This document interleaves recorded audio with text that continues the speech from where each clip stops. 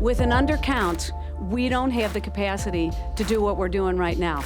And so we need to have a complete count. The stakes are high. An accurate 2020 census count impacts the amount of federal dollars a community receives. It also determines how many congressional members will represent our area. We got to go to every hill and every hamlet and count. I mean, people, wherever they are. The massive effort to count everyone in Greater Cincinnati is underway. The goal, reaching as many people as possible, especially for underrepresented communities that are mistrustful of the count. In this edition of Let's Talk Cincy, we explain the importance of the census count and dispel the myths surrounding it. From WLWT, this is Let's Talk Cincy, presented by Western and Southern Financial Group. Put our financial strength behind you. Well, the very first census took place in 1790 and required every household to be visited. Welcome to Let's Talk Cincy. I'm Curtis Fuller. And I'm Alexis Rogers. Of course, the country has grown quite a bit since the original 13 colonies, but in 1790, there were 6 categories designated for the count. Free white males of 16 years and upward to assess the country's industrial and military potential. Free white males under 16 years old. Free white females, and all other free persons and slaves. Pretty limited, if you ask me. But many people simply don't trust Big Brother and what the government might do with the information. But there is a strong, very strong effort to remove the fear and distrust out there from some of our neighbors. Welcome, everybody, to the official kickoff of the 2020 census. With that, the goal is to make sure everyone is counted. $675 billion in federal funding is available to states and communities based on census numbers. The money is spent on schools, hospitals, roads, public works, and other projects. But Hamilton County missed out on millions of dollars over the past decade because 30% of the population was not counted. We just need our fair share coming to Hamilton County and to the city of Cincinnati for the people that live in this region to make sure that we are providing the services that we get from the federal government through these dollars. There will be emphasis on several communities undercounted, like Cincinnati's Spanish-speaking communities. The thing is that sometimes people think that they share information, background, whatever, with other institutions. Neftali Roblero owns My Tierra grocery store and restaurant in Forest Park, one of 3 businesses he owns in Greater Cincinnati. He employs about 130 people. He says he supports the census and will encourage his workers to do the same thing. This is the country who gives opportunity to anyone, no matter what their background is, no matter where they were born, no matter where they were. If you do the things correctly, and if you obey the laws, the rules, definitely there is a lot of place for you to succeed. Now, you know, census officials are really stressing your information will be safe. And joining us now to discuss this further is Hamilton County Commissioner Denise Driehaus. This is very important, and I'm sure that you're having this conversation with so many folks. Oh, yeah. We need a complete count because last time we did a count in the city of Cincinnati, the number was about 70% were counted. And outside of that in Hamilton County, it's just in the mid to high 70s. That is not okay because we are not getting those tax dollars back in this community for some of the safety net services that we provide and economic development services we provide. So we need a complete count. And in that segment, and we're going to talk a lot about this during the program, in that segment we talked about certain neighborhoods, certain communities being underrepresented, and that's those are the targeted groups that you're going after. Well, that's right, especially on the door-to-door efforts. And I will tell you, as someone that's gone door-to-door in this community, it can be difficult to get people to engage and just to open the door. And so we need to make sure that people understand that the information they're providing is secure, it cannot be shared, and the only thing that's captured is a demographic. It is not your name, it's not any personal information, because that's not part of what the complete count is about. And so people need to understand that and understand the relevance. If you're not counted, then those resources aren't coming. So many people don't understand that, though. They believe, especially in certain communities, they're really nervous about what that might mean for them after you get the information, but no names. They're the information is protected by law, and there are very stiff penalties if anyone were to divulge that information information. And so, and it can't be shared from the Census Bureau to any other government agency. It is census information, it is census data, and is protected as such. Again, we want to emphasize that if you are not counted, that impacts Hamilton County in terms of dollars and cents. Yeah, so there are a couple projects that just happened just recently where we use some of these federal dollars at the county level to do some gap funding. So I'm going to give you a quick example. 821 Flats just opened in the West End. It is providing 57 units for people who suffer mental health issues and are homeless otherwise. And so 57 units are coming online. The building is fantastic. Tender Mercies is the partner. The county came in with dollars that are the federal dollars coming down. That was the gap funding that we provided. The city provided similar funding. If we don't have the resources to do that kind of work, we can't provide that, and who knows if the projects move forward. The flip of that is, and I know the mayor and I have both talked about this, the economic development dollars are so important because we're in Reading and Lockland and North Bend and all over the county doing projects. We're gap funding that too. So we are helping to catalyze development and jobs all over the county. Some of those federal dollars are being used for that gap funding. The less we have, the less we can do. We had more applications this year than we had dollars to provide. And so we want to do as much as we can at the county level to provide for economic development. And without the funding from the feds, we can't do it. Thank you so much for pointing out how it works. I think that's very important. So thank you so much for joining us. Getting counted in the 2020 census is as easy as 1, 2, 3. We will look at the process when Let's Talk Cincy returns.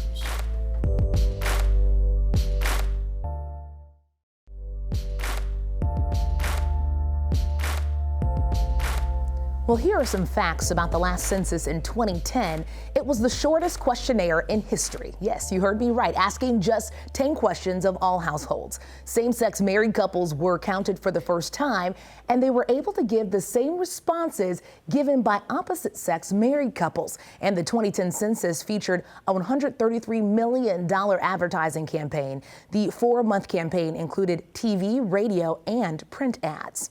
Welcome back to Let's Talk Cincy. Census officials say getting counted is a pretty easy process. Yeah, it really is. Joining us to talk a little bit more about that and how it's done is Sharon Watkins from the Hamilton County Community Action Agency. Welcome to our program. Thank you. We should point out that there is something new this year. People can go online and do it, and that's the first time ever that's being done. Does that make it a little bit easier for you guys? It makes it easier, and it's available for everyone. You know, anyone can walk in. We have computers available, the libraries around the town, Community Action Agency, the rec centers, everyone has computers available for people to fill out the application. Mm-hmm. We still have the old process by phone, you know, and the paper forms if they would like to do it that way as well. Yeah, and door to door. Yes, door to door. There's so many communities that especially the Community Action Agency definitely serves who are a little wary about this. How do you have that conversation with them? Actually, we recently took on an immigrant liaison, so we're going to go down to the Camp Washington area where we have a large Hispanic community, and CAA will be present down there to explain it in their own language to them. And we have so many people that walk into our agencies every day. We have the library on campus and WinMed, so we'll be able to reach out to all of those clients and give them the information. We also have partnered with the Census so that they can have their representative on site as well to explain it to the people. Everyone underscores the numbers, and so a lot of the folks that you're dealing with day in and day out are impacted by the money that would flow back. Exactly. And I'm certain that's what you have to share with them. Exactly, yes. So we want to make sure that every community is aware of how to fill out the census and the availability of it.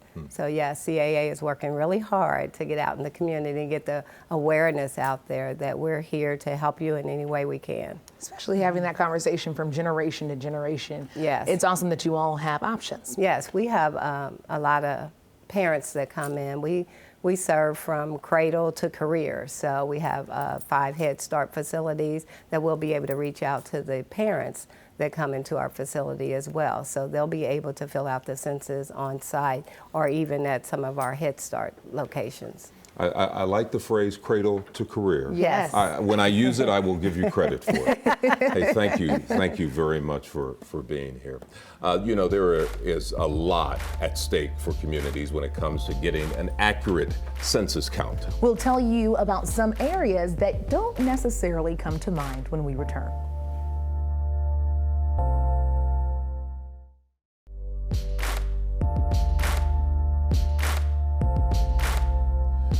Welcome back to Let's Talk Cincy. Our 50th state was the first to conduct the 2020 census. Alaska went first because a lot of the indigenous population was left out of the last count.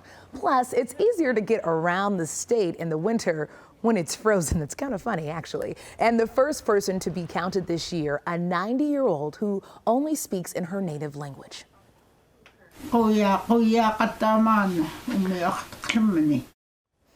As we said, states rely upon census data to determine how much money they get from D.C. Decisions like how many congressional seats a state gets are based on the number of people who answer the census.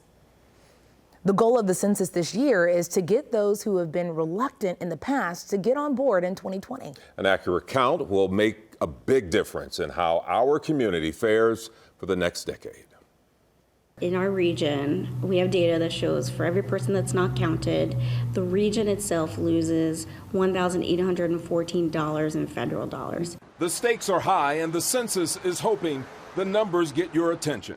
In Hamilton County, 30% of the population not counted 10 years ago. Not only are we losing a lot of money, that data is used to calculate where our public transportation goes, where we put hospitals, where we put schools, things that are very tangible to everybody's everyday existence. It can make all the difference, especially for smaller communities like Silverton.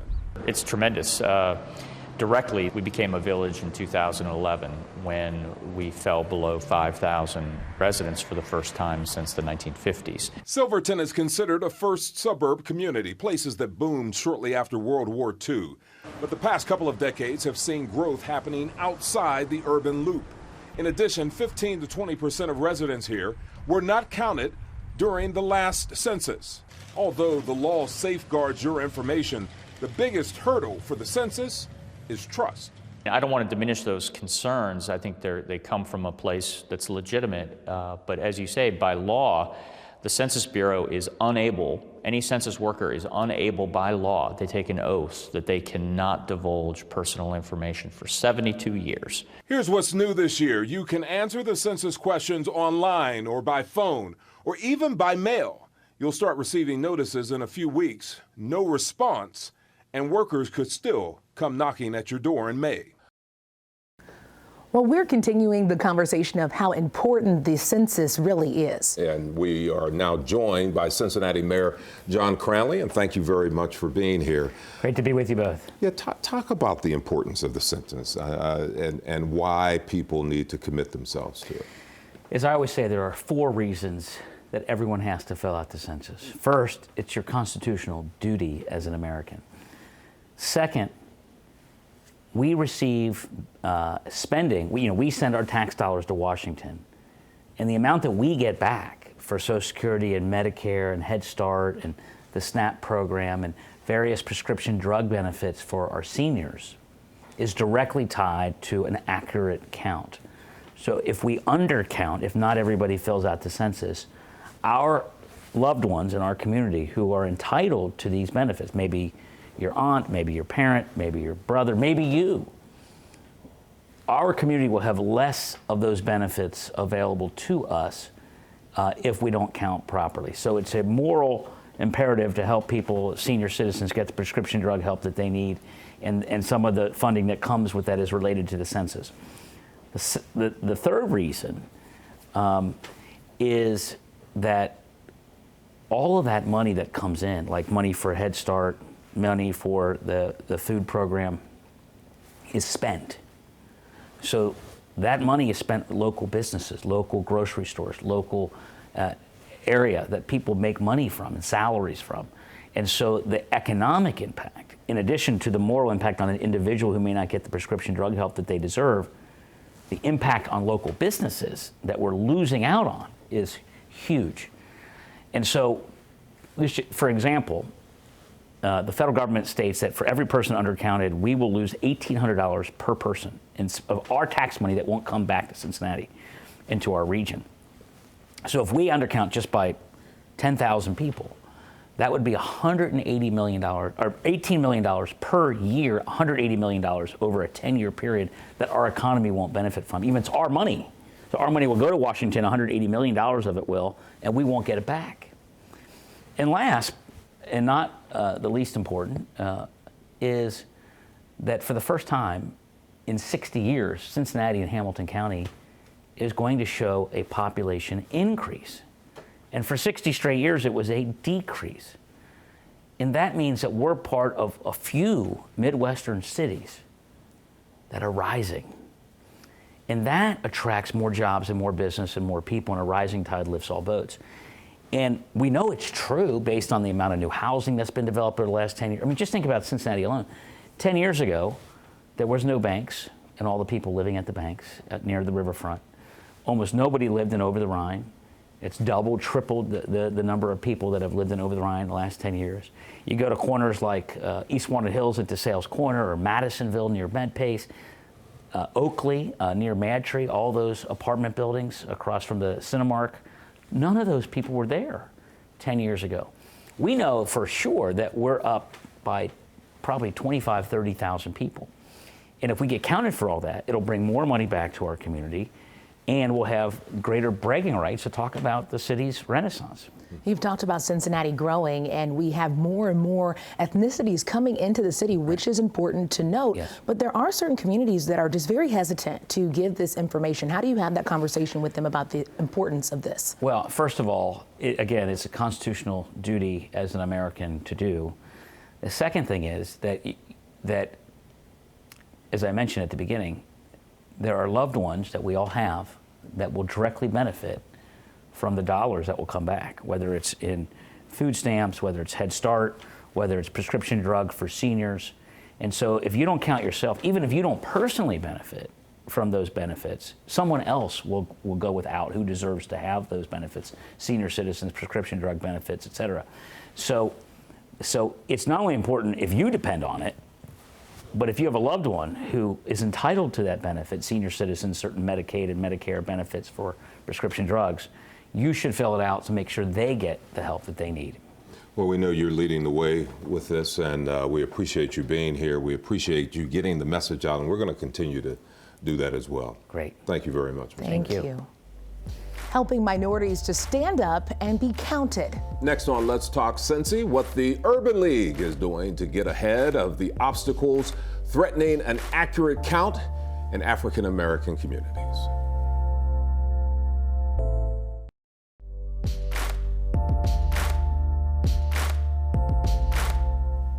Hi there and welcome back. Trying to build a fair representation of who lives in the community. The Urban League has served as advisor to the Census Bureau. Joining us now is the newest CEO, Eddie Cohen. And thanks for, you said 120 days. 120 days, yes. Your involvement, we had the Community Action Agency on earlier, and I assume that you too are reaching out into the community like that. Yes. There's a group of organizations, over 100 actually, on a complete count committee that's really trying to serve as the bridge builders between communities and the actual census. Mm-hmm. When it comes to being right there in Avondale in the midst of it all, how impactful and important do you see that being with all the different organizations kind of using you guys as a hub? Absolutely. So one of the things that folks don't know about the Urban League is we are the central location for wireless in Avondale. There are 30 communities out of the 52 in Cincinnati that are hard to count. We say it's really building trust slower. So we know that we have a duty as the Urban League to really hire folks that look like us. We've had 2 census job fairs in the Urban League building to really have folks that are reflective of the community to execute the census. And that's the one thing that we haven't talked about, is that there are jobs available That's right. as a result of the census, I think pay anywhere from 15 on up to $30 an hour. That's right, good paying jobs. So we deep partnership with the census. Again, we had two job fairs. We will have another one. And when you think about the speed of trust and all of the apprehension and fears with filling out the census, it's always good to have folks who are reflective of the community. When we talk about resources, because I know the Urban League is big on resources in the community, right. How do you sit down and have the kitchen table conversation about the importance of how this equates to resources? That's right. We all know the common things, Title I, food programs, Medicaid, Medicare, but I like to use really tangible analogies. So if you take how much the Cincinnati Reds is worth, the Cincinnati Bengals, plus FC Cincinnati, and you think about that's almost $3 billion. Well, in 2010, the whole Hamilton County lost $3 billion in census money. That would be like saying, we're going to throw that money away and get rid of it. So very impactful. 2010, there was almost 1 million kids that were not counted. So you think about access to critical safety net services in communities like Avondale that we're in. And it's not that folks don't want well for their communities. We just need to build better trust to execute the census. I guess what's troubling is I hear all the conversations. We've sat in those committee meetings. The trouble is we can't get people to vote. Sure. And so, it's hard having the conversation to get people to vote. And my biggest concern is that people we'll talk about it here on television. They'll see the billboards, but it won't sink in. And that's the fear that I have, Sure. that it just won't sink in. Well, one of the things I'm optimistic about this day is that they've really thought about digitization, right, and this new generation and making it really easy and convenient. So we have outreach workers that are going into the community, not just in our building, to talk about here's how you can download the information. You can go to the website. I think that is positive. We have to think about different mechanisms. Again, when we had the job fair, there was a fella who said, I have a speeding ticket. Would it be okay to fill out census paperwork? And yes, it's okay. We aggregate that data, but we don't individualize it as a government. So just dispelling some of the myths, having folks that are reflective and look like the community that they're trying to get the information on goes a long way. Yeah. Educating folks, so important. That's right. Thank you so much for joining Thank us. you. It's always good to talk to you for the first time. That's good. Thank you. Thank you. Thanks for being here. And this is a very important topic. Follow along, do your homework. We will try to keep you updated as much as we can here. Thanks for joining us on this edition of Let's Talk Cincy. Of course, email us all of your ideas at ltc@wlwt.com, and we will see you next time. Stay encouraged.